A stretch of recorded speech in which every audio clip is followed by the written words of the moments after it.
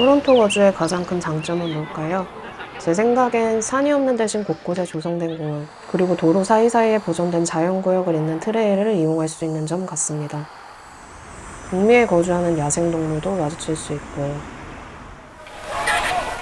전 원래 환경보호에 야생동식물 탐구하는 일에는 별 관심이 없었습니다.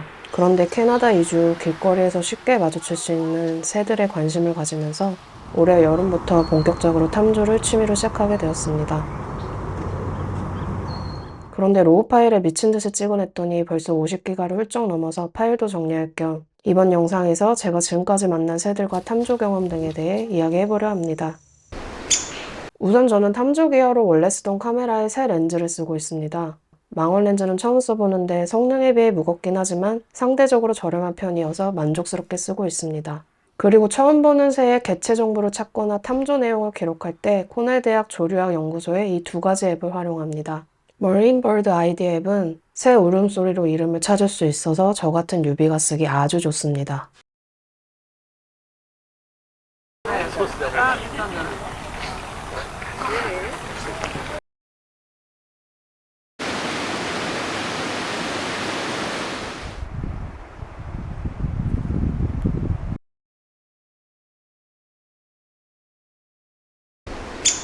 제가 난생 처음 토론토에 입국했을 때가 12월이라 매일 겨울 아침 버스를 기다릴 때마다 정류장 옆 건물 속에 숨어서 추위와 눈을 피하는 참새들을 구경했었습니다. 한국은 유라시아 트리 스페로가 대다수지만 여기는 하우스 스페로, 집참새가 가장 많습니다.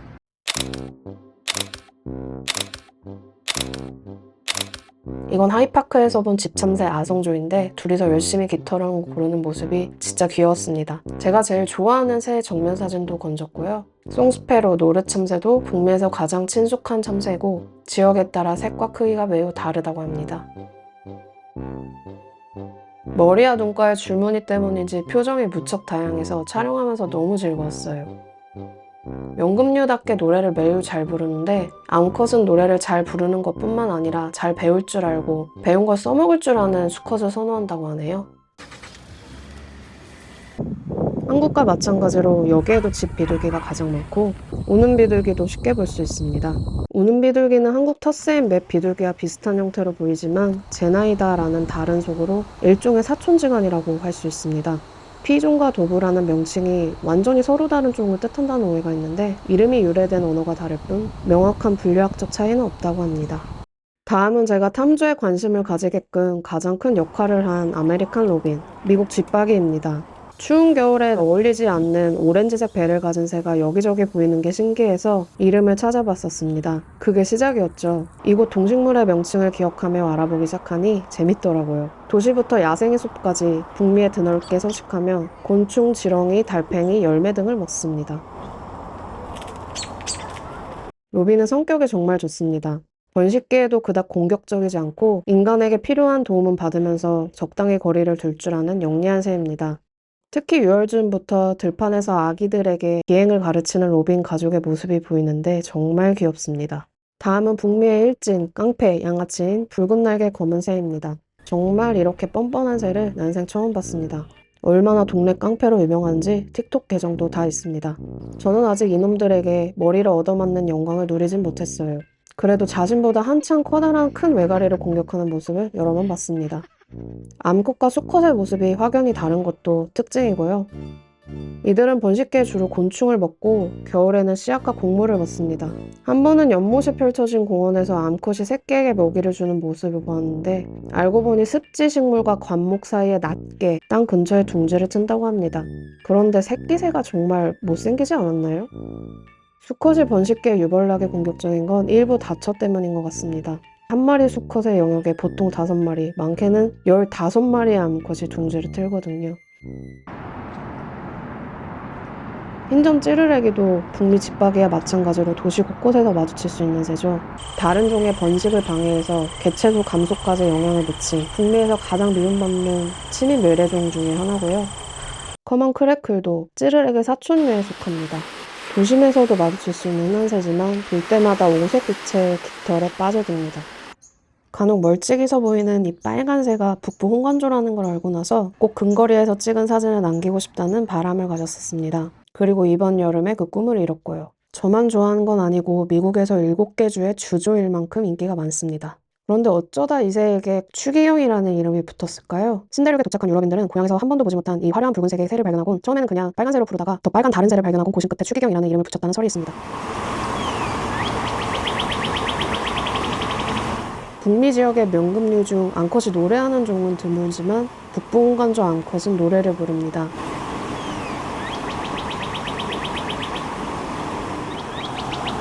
수컷보다 더 길고 약간 더 복잡한 노래를 부르는 경우도 있다고 하고요. 암컷이 주로 홀로 둥지를 만드는데 한 번 이상 사용하지 않는다고 합니다. 주로 씨앗과 과일을 먹으며 곤충은 새끼에게 먹이거나 간식으로 먹는다고 합니다.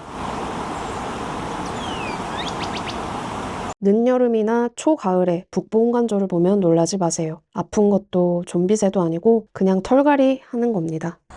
얼마 전 캐나다 유일의 메이저리그팀 토론토 블루제이스가 32년 만에 월드시리즈에 진출했었습니다. 아쉽게도 준우승에 그쳤지만 남녀노소 할 것 없이 대다수의 시민들이 몇 주간 파랑어치 캐릭터가 그려진 모자와 옷을 입고 도심을 활보하는 모습을 바라보는 게 참 즐거웠습니다. 저는 거주지 주변에서도 파랑어치의 울음소리를 자주 듣는데 사진과 영상을 많이 남기지 못했습니다. 그런데 얼마 전 파랑어치의 깃털이 사실 파란색이 아니란 걸 알게 되었고 그게 이유였나 싶더라고요. 파랑어치의 깃털은 사실 갈색입니다. 멜라닌 색소로 인한 것이고 실제로 깃털에 역광을 비추면 회갈색으로 보인다고 해요. 그런데 깃털에 정교하게 배열된 홈과 용기가 오직 파란색 파장만 반사하고 나머지는 흡수하기에 우리 눈에 착시를 일으켜 파랗게 보이는 거죠. 이를 구조색이라 하는데 파랑어치뿐 아니라 모든 파란 새는 구조색을 띠고 있다고 합니다. 희망을 상징하는 새에게 참으로 문학적으로 부합되는 사실 같습니다. 사실 희망은 보는 이의 마음가짐에 따라서 발견되기 마련이니까요.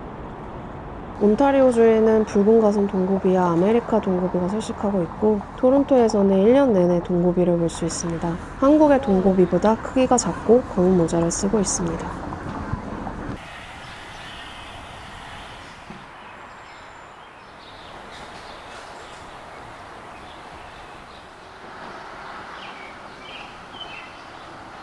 울음소리로부터 이름을 딴 새들이 있는데 여기 치카리도 마찬가지입니다. 그런데 이 새 쇠박새가 아니냐고요? 아닙니다. 서식하는 대륙이 다르거든요. 레딧에서 이 이미지를 발견하고 한참 웃었는데 심지어 상단의 두 종은 교배 정도 있다고 합니다. 다음은 올 봄, 여름 토론토 공원과 서식지에서 만난 새를 소개하겠습니다. 제비를 좋아하는 사람에게 5, 6월에 토론토의 자연에서 보내는 시간은 행복 그 자체입니다. 번식기인 제비들이 먹이를 잡기 위해 비행 실력을 뽐내며 끊임없이 무리를 나는 모습을 볼 수 있기 때문이죠. 온타리오에서는 반스왈로우, 제비를 한국에서와 같이 가장 쉽게 만날 수 있습니다. 제비는 인공구조물에 둥지를 만들기 때문에 서식지 공원의 초소나 화장실 지붕 아래에서 쉽게 볼 수 있었습니다. 둥지는 진흙과 풀, 털 등으로 만든 둥근 컵 모양이고 둥지를 만드는 데만 약 2주가 걸려서 진흙으로 보수를 해서 계속 재사용한다고도 합니다. 제비는 일반적으로 1년에 2번 번식을 하고 제비의 정말 기특한 점은 간혹 첫 번째 번식 때 태어난 새들이 두 번째 번식의 새끼들에게 먹이를 주는 것을 돕는다는 점입니다. 클리프 스왈로는 제비 중에서 가장 큰 군집, 200에서 1000개의 둥지를 이루고 삽니다. 따라서 한 장소에서 여러 개의 둥지를 볼 수 있고 둥지는 진흙으로 빚어진 호박 모양의 구멍이 뚫려 있습니다. 그리고 클리프 스왈로도 제비와 마찬가지로 인공구조물의 둥지를 til기 때문에 가까이에서 관찰할 수 있는 기회가 있었습니다. 알시에리스 정수장이 토론토에서 가장 잘 알려진 클리프 스왈로의 서식지입니다. 오래된 건축과 자연, 야생동물이 어우러진 흔치 않은 장소라 매우 좋아합니다. 녹색 제비는 자연적 혹은 인공적으로 생긴 구멍에 둥지를 만들기 때문에 둥지를 찾기 어려웠습니다. 올해 방문하는 공원마다 버드박스를 살펴보았지만 모두 비어 있었어요. 다행히 물가 근처 나뭇가지에 앉아 어미를 기다리는 아기 새를 쉽게 볼 수 있었습니다. 너무 귀여워서 땡볕 아래 거의 반나절을 녹색 제비만 보고 있었던 기억이 납니다. 녹색제비는 주로 곤충과 벌레, 과일 등을 섭취하고 암수 모두 새끼들에게 먹이를 준다고 합니다. 1시간에 10회에서 20회 정도까지 먹이를 준다고 하네요. 꾀꼬리과가 아니라 찌르레기 사촌류의 볼티모어 오리올, 아메리카 꾀꼬리는 봄의 전령으로 불리는 새입니다. 시끌벅적한 봄의 숲에서 명금류답게 아름다운 소리를 냅니다. 오렌지색이라 눈에 띄어서 쉽게 촬영할 수 있을 거란 예상과 달리 매우 민첩하고 나무 꼭대기를 좋아하는 새라 촬영이 어려웠습니다. 한 번은 운이 좋게 아기 새에게 먹이를 먹이는 아메리카 꾀꼬리를 촬영했습니다. 거의 6m 높이의 나무 위의 새들을 1시간 동안 촬영하느라 어깨에 담이 걸려 고생했지만 가치가 있었습니다. 아메리카 꾀꼬리는 잘 익은 과일을 좋아하고 개핑이라는 방식으로 먹이를 먹는데 번식기에는 단백질 섭취를 위해 곤충을 주로 먹는다고 합니다. 특히 둥지가 무척 특이하고 아름답게 생겨서 주변에서 찾아보았는데 보지 못해 조금 아쉬웠어요.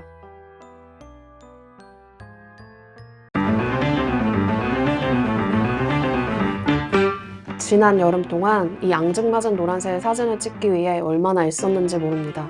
쉽게 마주칠 수 있는 가장 흔한 아메리카 솔새과 새지만 작은 데다가 주로 곤충을 먹기 때문에 쉴 새 없이 움직이거든요.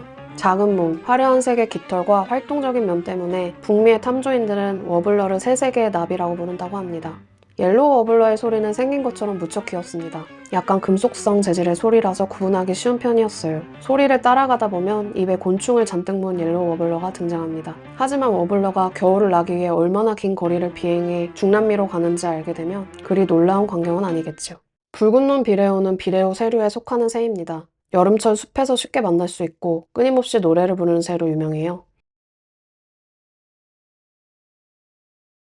대색과에 속하는 황금 방울새는 1년 내내 토론토의 들판과 공원, 뒷마당에서 쉽게 볼 수 있는 새입니다. 번식기에는 수컷이 더 선명한 노란색의 검은 모자를 쓰고 있으며 영상 속 황금 방울새가 씨앗을 먹는 꽃은 캐나다 골든롤라는 국화과 식물이며 긴 겨울 동안 황금 방울새에 중요한 먹이를 제공해준다고 합니다. 또한 마당의 먹이통을 통해 황금 방울새를 쉽게 유인할 수 있다고 해요. 모든 형태의 먹이통을 좋아하고 특히 해바라기와 니제르 씨앗을 좋아한다고 합니다. 또 한 가지 재밌는 점은 황금 방울새의 소리 중 하나가 포테이토 칩처럼 들린다는 거예요.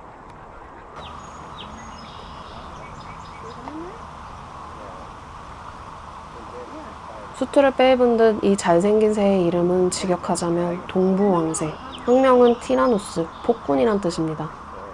산적 딱새과새로 둥지를 지키기 위해 자기보다 훨씬 큰 매, 까마귀, 다람쥐까지 공격한다고 하네요. 화가 나면 머리깃에 숨겨져 있던 빨간색, 주황색 혹은 노란색인 왕관을 드러냅니다.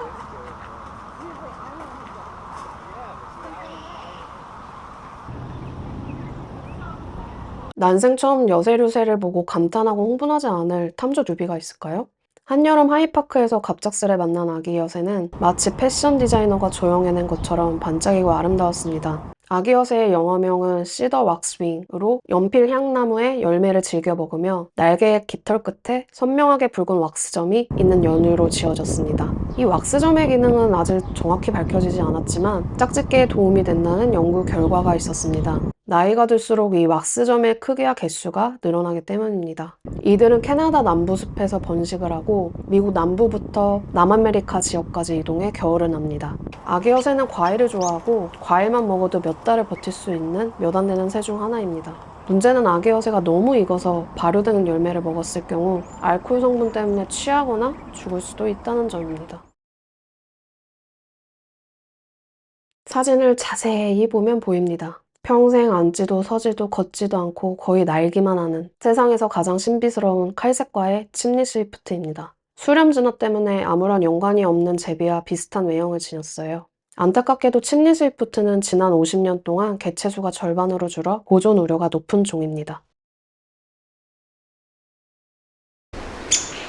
다음은 올 봄, 여름 토론토의 물가에서 만난 새들입니다. 캐나다의 상징 캐나다 구스.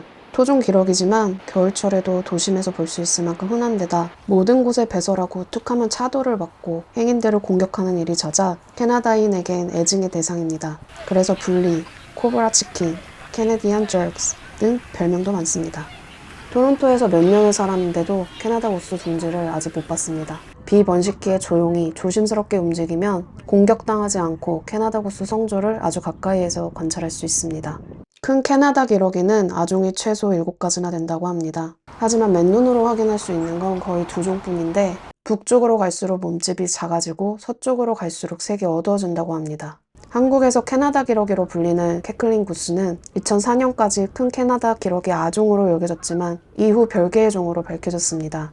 토론토에는 주로 자이언트 캐나다 구스가 많이 삽니다. 이들은 물가뿐만 아니라 풀밭, 농경지 등 다양한 장소에 서식하고 풀과 곡식, 열매, 씨앗 등을 먹습니다. 여름철 공원에 가면 잔디를 무서운 속도로 뜯어먹는 모습, 목욕과 물놀이를 즐기는 모습을 어디서나 볼 수 있어요. 이렇게 캐나다 구스가 머리만 물에 담그는 건 깃털 관리를 하는 거라고 합니다.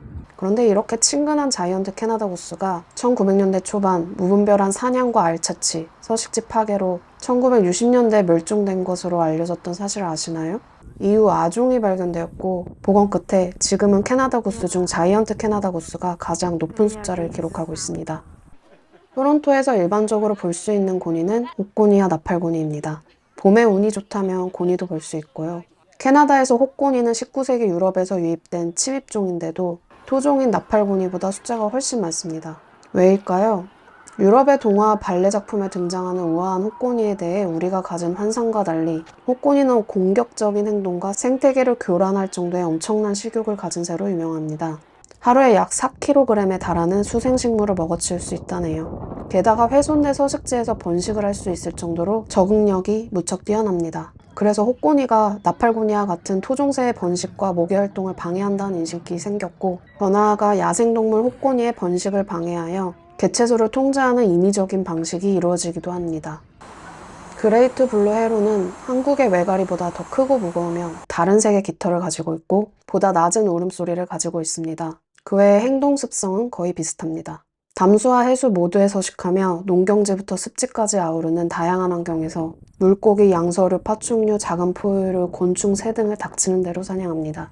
얼핏 가만히 있는 것처럼 보이지만 느리고 신중하게 먹잇감을 접근한 후 강하고 긴 부리로 빠르고 강하게 낚아채거나 찔러 죽여 통째로 삼키는 거죠.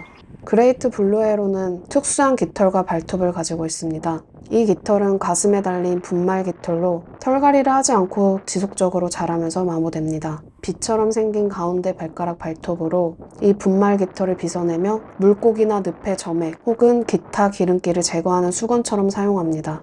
깃털을 보호해 체온을 유지하는 용도인 거죠. 번식기의 그레이트 블루헤론은 군집을 이루어 나무 꼭대기나 인공 구조물의 상단, 포식자가 없는 서식지의 땅 혹은 덤물 등에 둥지를 만듭니다. 새끼는 1년에 1마리에서 2마리를 키우는데 새끼들은 먹이 환경이 좋지 않을 경우 형제살인을 할 정도로 경쟁이 치열합니다. 우리를 유유히 날아다니는 성조들은 격렬한 생존 경쟁에서 살아남은 승자들인 셈이죠. 저는 토론토에서 해오라기를 처음 봤습니다. 이름도 모르는 채로요. 너무 신기하게 생긴 물새를 발견하여 검색해보니 한국의 해천에서도 간혹 마주칠 수 있는 해오라기였습니다. 백록과 새 중 세계에서 가장 널리 분포하는 새라고 합니다.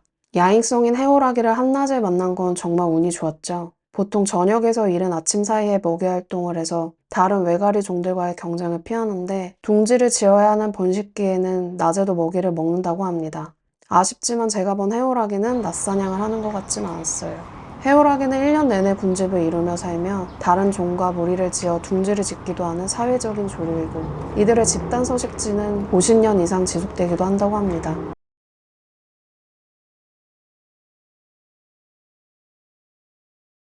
북미의 백로 중 가장 많이 만날 수 있는 대백로는 한국에선 겨울철 새지만 여기선 반대로 번식기인 여름철에 머뭅니다.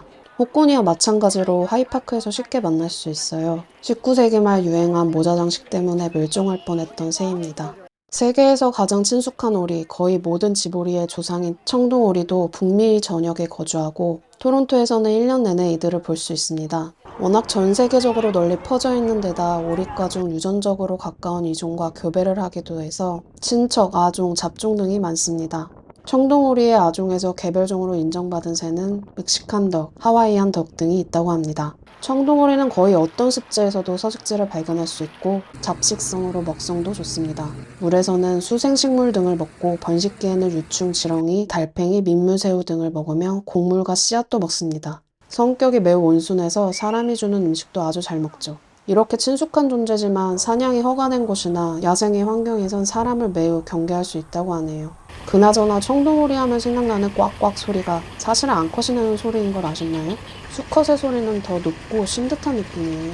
수컷은 머리를 흔들거나 날개를 파닥이는 행위로 암컷에게 구애를 합니다. 물가 근처 마른 땅에 둥지를 트는데 보통 숲풀 사이에 숨겨져 있습니다. 2018년 뉴욕 센트럴파크에서 발견된 원앙이 엄청난 화제가 됐던 사건이 한국에서도 알려졌었죠. 그때 아메리카 원앙의 사진을 보라며 원앙의 인기가 많을 만하다는 얼평이 참 웃겼던 기억이 납니다. 그런데 암컷들의 생김새는 크게 다르지 않아요. 독특하고도 아름다운 원앙 속의 종은 아메리카 원앙과 원앙 딱 둘뿐입니다. 대부분 오리는 크게 수면성과 잠수성으로 나뉘는데 아메리카 원앙은 수면성이자 펄친덕, 걸터앉는 오리입니다. 튼튼하고 날카로운 발톱으로 나뭇가지를 움켜쥐고 앉을 수 있어요. 아메리카 원앙은 1년에 2번 정기적으로 번식하는 유일한 북미산 오리예요. 암컷은 이미 만들어진 나무 구멍이나 인간이 제공한 둥지 상자에 자신의 가슴털을 이용해 둥지를 만듭니다. 다른 아메리카 원앙의 둥지에 자신의 알을 낳는 종래 탕란 행위가 일어나기도 합니다. 특히 둥지 상자의 거리가 가까울수록 이런 일이 더 많이 일어난다고 합니다. 이들은 씨앗, 과일, 곤충, 절지 동물을 먹고 80%는 수생식물을 섭취하는데 먹이가 부족하면 숲의 도토리와 견과류를 먹는다고도 합니다. 쇠 검은머리 흰죽지는 잠수성 오리입니다. 물속에 다이빙하여 조개, 어류, 갑각류, 수생식물 같은 먹이를 찾아야 해서 발은 몸통 뒤쪽에 위치해 있고 날개와 몸통은 작은 편이에요. 그래서 육지에서 걷는 폼이 영 어색합니다. 한국에 괭이 갈매기가 있다면 토론토에선 1년 내내 고리부리 갈매기를 볼 수 있습니다. 오데오 주변의 도시, 교회, 농경지 등 거의 어딜 가도 고리부리 갈매기가 있거든요. 잡식성이라 물고기, 곤충, 지렁이, 설치류, 곡물과 과일에 더해 인간이 버린 쓰레기까지 먹습니다. 그래서 쓰레기 매립지나 주차장, 쇼핑몰에서도 갈매기를 볼 수 있어요. 대부분의 고리부리 갈매기는 번식을 위해 부화했던 서식지로 돌아옵니다. 수만 쌍에 이르는 군집을 이루어 둥지를 트는데 보통 담수 근처 낮은 초목이나 모래톱, 바위 해변 등에 둥지를 틉니다. 특히 흥미로운 건 고리부리 갈매기를 비롯한 일부 갈매기들이 레즈비언이라는 점입니다. 일부 군집에서 최대 12%가 두 마리의 암컷으로 짝지어져 있고 이런 쌍은 한 둥지에 5에서 7개의 알을 낳는 슈퍼크러치스를 형성한다고 하네요. 여튼 제 갈매기는 고리부리 갈매기보다 크며 좀 더 수리류 형태를 띠고 무엇보다 다리 색이 다릅니다. 여름철 토론토의 물가에서 갈매기떼가 한창 사냥을 실패하는 중에 날렵하게 생긴 새가 다이빙을 하자마자 물고기를 잡는 모습을 본다면 그 새는 보통 제비갈매기일 겁니다. 그만큼 뛰어난 비행가이고 사회성이 있는 새입니다. 오, 재미 잡았어. 작년 한국에서 산림 파괴와 어업 피해로 인해 유해조수로 지정되었던 민물 가마우지 악명이 토론토에도 비슷한 양상으로 나타나고 있습니다. 쌍뿔 가마우지는 북미 토종조류인데 토론토 토미 톰슨 공원에 서식하는 약 8,000마리의 가마우지 중 일부가 토론토 아일랜드로 이주해 개체수가 3배 이상 증가하면서 큰 문제가 되고 있습니다. 토론토 지역보존청은 토론토 아일랜드의 산림 파괴를 막기 위해 가마우지를 다시 토미 톰슨 공원으로 이주시키고 있고 이들이 둥지를 만들 만한 인공 구조대를 세우고 인공섬을 만드는 등의 방안을 구상 중입니다. 그런데 주민들은 조치가 충분하지 않다고 여기는 것 같습니다. 보수당이 집권 중인 온타리오주는 가마우지 사냥을 허가하기도 했고요. 여기서 또 한 가지 중요한 건 쌍뿔 가마우지가 1970년대 살충제 DDT 때문에 거의 멸종할 뻔했다가 개체수가 회복된 주류라는 점입니다. 과연 사냥만이 유일한 해결책일까요? 그동안 만난 맹금류는 딱 2종입니다. 수리과의 붉은 꼬리 말똥가리는 북미에서 가장 쉽게 볼 수 있는 헉입니다. 그리고 모든 종류의 미디어에서 우리에게 가장 친숙한 맹금류 성우이기도 합니다. 특히 흰머리 수리의 성우로 유명하죠. 붉은 꼬리 말똥가리의 둥근 날개와 짧은 꼬리는 전형적인 말똥가리의 형상을 보여줍니다. 이들은 주로 포유류를 먹이로 삼습니다. 꿩, 메추라기, 찌르레기 등과 같은 새도 사냥합니다. 이들에 대해 가장 흥미로운 점은 짝을 이루면 한쪽이 죽을 때까지 평생 산다는 겁니다. 수컷은 암컷과 둥지도 함께 만들고 새끼도 돌봅니다. 이런 점에선 사람보다 훨씬 나은 존재인 것 같네요. 날씨가 맑은 날, 멀리서 활공하는 맹금류를 발견하곤 설레발을 치며 쫓아가 봅니다. 그런 경우 70%는 터키 콘도르였습니다. 이 새를 가까이에서 본 적은 없지만 색다른 생김새는 원거리에서도 감지할 수 있을 정도입니다. 콘도르는 잘 알려진 대로 썩은 고기를 먹는데 면역체계가 매우 강해 탄저병, 콜레라, 살모넬라균 등의 질병은 문제가 되지 않는다고 하네요. 도심에서 먹이를 찾는 모습이 자주 보이는 것과 반대로 사람의 발길이 닿지 않는 먼 곳에 둥지를 트는 걸 선호한다고 합니다. 이렇게 강한 터키 콘도르의 생명을 위협하는 건 사냥꾼들이 벌인 동물 사체 속 납탄으로 인한 납 중독입니다. 이번 가을에 만난 새들입니다. 솜털 딱따구리는 북미의 딱따구리 중에 가장 작습니다. 집참새와 비슷한 크기로 이 새를 큰 솜털 딱따구리와 구별하는 건 북미 탐조 초심자를 위한 과제 중 하나입니다. 그만큼 북미 전역에서 쉽게 볼 수 있고 매우 사랑받는 새입니다. 솜털 딱따구리는 꼬리를 이용해 작은 나뭇가지 위에서도 중심을 잡고 몸을 지탱하며 매우 활동적으로 먹이를 찾습니다. 길고 가시가 돋친 혀와 접착제처럼 끈적이는 침으로 주로 해충을 먹습니다. 이들이 오히려 어린 숲에서 잘 자라기 때문에 산림 벌채가 솜털 딱따구리의 번식에 긍정적인 영향을 끼쳤다고 합니다.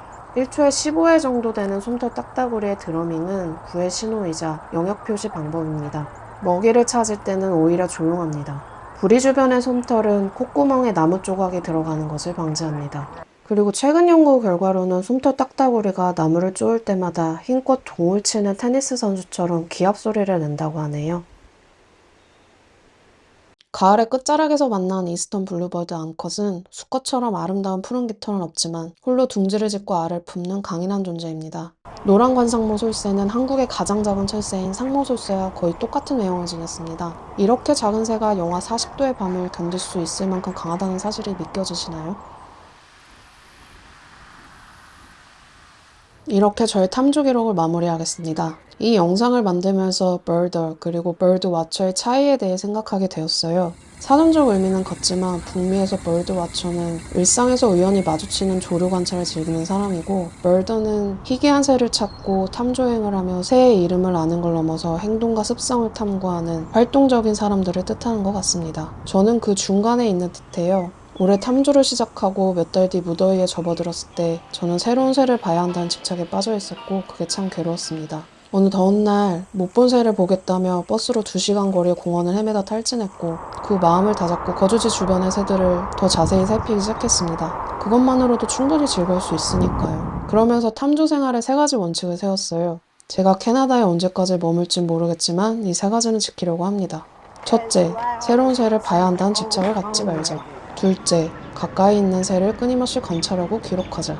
셋째, 새의 정면 사진을 열심히 모으자. 마지막으로 지독한 이민 생활에 활기를 주고 이 망할 대륙에 조금이라도 정을 붙이게 해준 새들에게 고마움을 전하며 영상을 마칩니다. 다음 탐조 영상은 온타리오 롱포인트 여행 혹은 재작년 밴프 여행에서 만난 야생동물에 관해 이야기하는 영상이 될 것 같아요. 모두 즐거운 탐조 생활 하시기 바랍니다.